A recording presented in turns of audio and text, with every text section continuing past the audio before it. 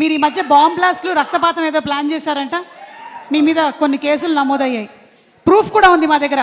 అమ్మా ప్రూఫ్ ఒకసారి ప్రవేశపెట్టండి. రక్తపాతం ప్రూఫ్ ఒకసారి ప్రవేశపెట్టండి. Proof please, picture please.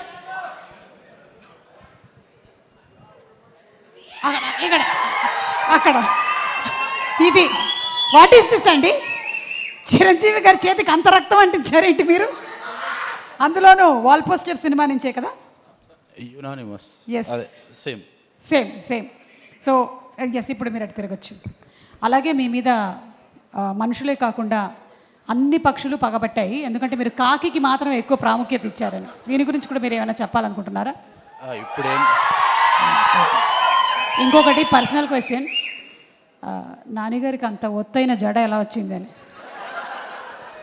ఇది కూడా మీరు చెప్పారు, నాకు తెలుసు. మీరు ఏం చెప్పాలనుకుంటున్నారు అన్నీ చెప్పేయండి. Thank you.